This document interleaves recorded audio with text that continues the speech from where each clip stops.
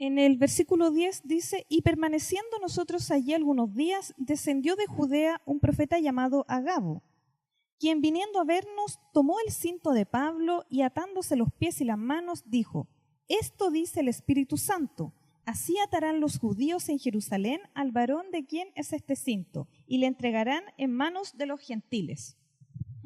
Entonces acá nuevamente vemos al profeta Agabo, del quien delante hicimos mención, que ahora está profetizando, haciendo un acto profético, tomando del cinto de Pablo, declarando la palabra profética, pero además haciendo un acto profético, amarrándose, declarando que Pablo, si iba ¿verdad?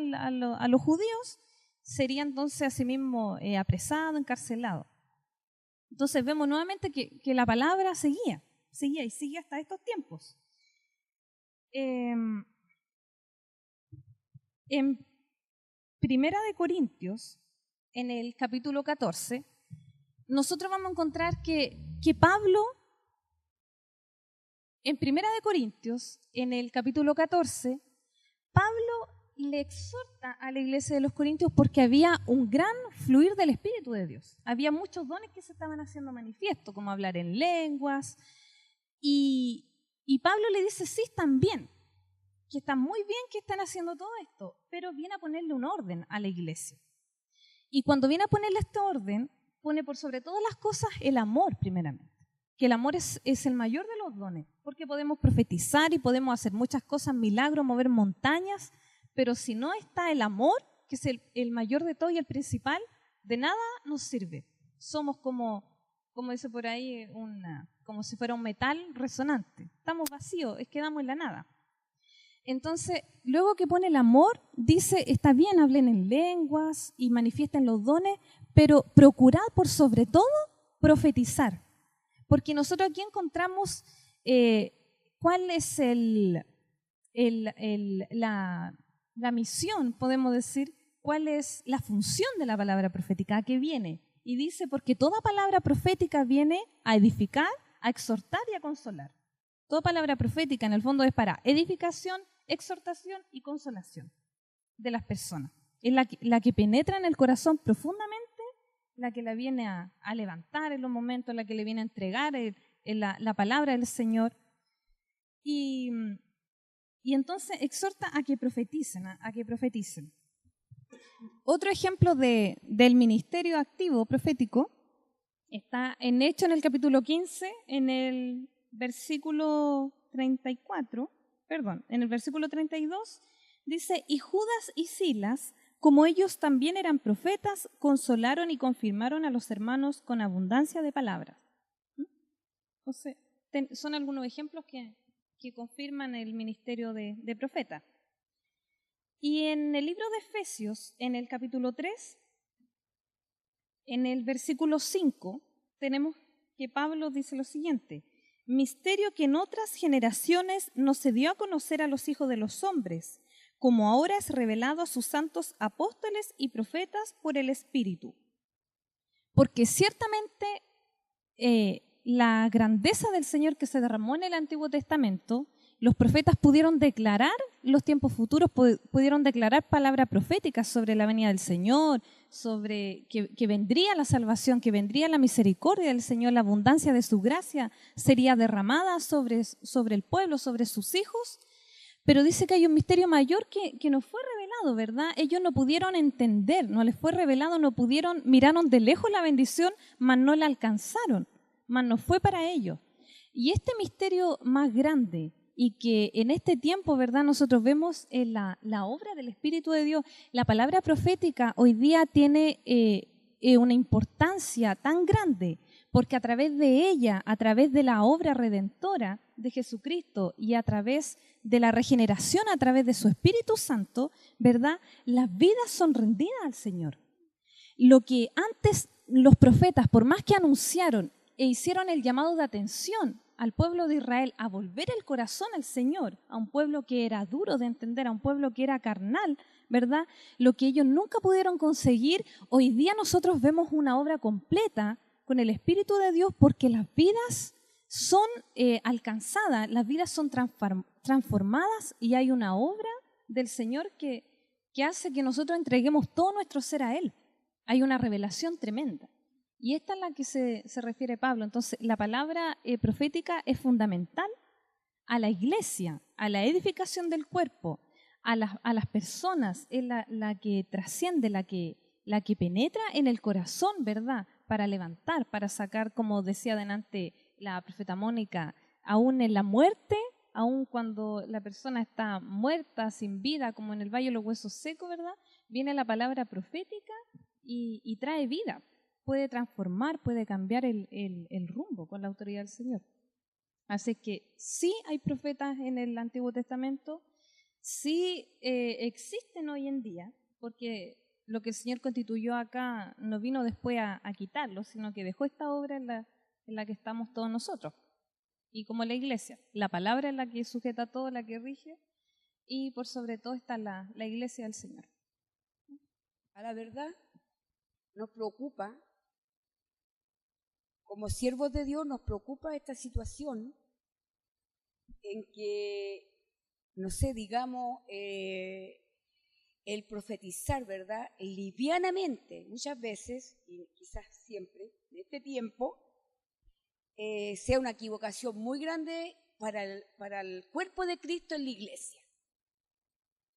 ¿Mm? Porque se va acostumbrando, el cuerpo de Cristo se va acostumbrando a las profecías. Porque como es un profeta, entonces el cuerpo piensa que está bien, que así deben ser las cosas. Pero tenemos que salir del error, porque se ha dicho desde un principio en esta entrevista, ¿verdad? Que si no es inspirado por el Espíritu Santo y si Dios no pone al hombre esa inspiración, está siendo un falso profeta. ¿Ya?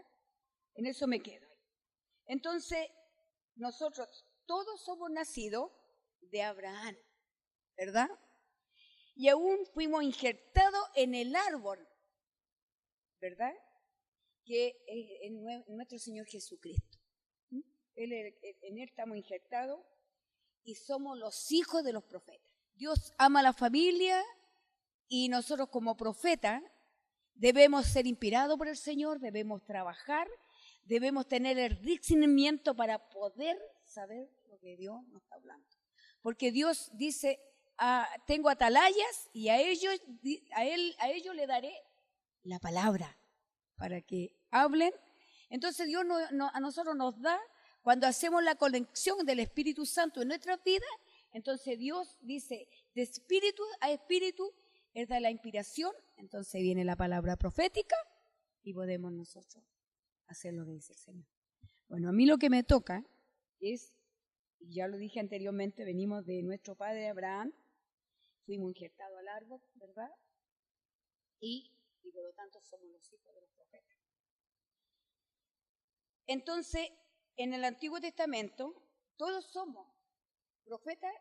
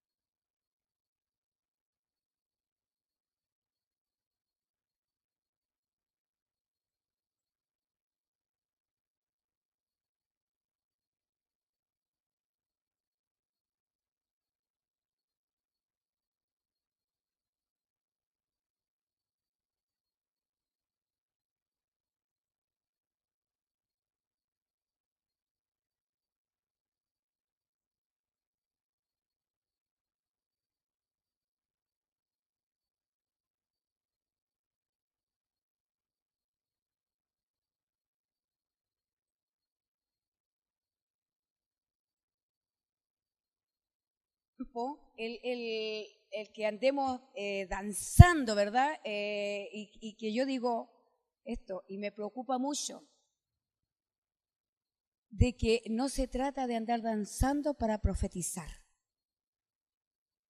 No es así. Porque aquí tenemos unos ejemplos, ¿verdad? Y se los voy a dar. Aunque algunos de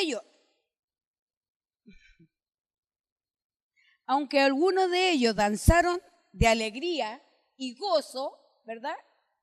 Danzaron de alegría y gozo al ver las proezas del Señor, que fueron maravillosas y grandes, ¿verdad? Entonces, en Éxodo 15:20, dice, no lo tengo acá a mano, y María, la profetisa, hermana de Aarón, tomó un pandero en su mano y todas las mujeres salieron en pos de ella con panderos y danzas. Por una proeza que Dios había hecho, ellas lo hicieron cuando atravesaron, ¿verdad?, el Mar Rojo. Al ver esas tremendas maravillas de parte de Dios, ellas de gozo, de alegría para manifestar, ¿verdad?, lo que Dios estaba haciendo, ellas hicieron aquello. Era la manifestación del Espíritu que las inspiró para ellas danzar y hacerlo en el corazón. No lo hicieron por ser romántico, asmático o porque, no sé, sino que lo hicieron en el Espíritu. Fueron inspirados al ver esa tremenda proeza que Dios hizo en ese minuto de que se abriera el mar y ellos pudieron pasar en seco, ¿verdad? Amén. Entonces, el otro que también hizo algo maravilloso fue David, ¿verdad? David fue otra persona. Cuando David rescató el arca del pacto, también se gozó, se llenó de gozo cuando lo rescató, ¿verdad? Dice en segunda de Samuel 6:6, cuando el arca de Jehová llegó a la ciudad de David, aconteció, dice, mire, que Mical, hija de Saúl, miró desde una ventana y vio al rey David que saltaba, dice, danzaba y saltaba, gozoso, contento, porque también el traer el arca a su lugar, a donde pertenecía a los israelitas, ¿verdad?, era una tremenda promesa de parte del Señor, rescatar eso y volverlo a su pueblo, centrarlo al lugar. Amén. Entonces, pero así como María, que se gozó, que se alegró, pero ella se alegró y danzó, pero no profetizó. Lo mismo David dice que él saltaba y danzaba, pero tampoco profetizó.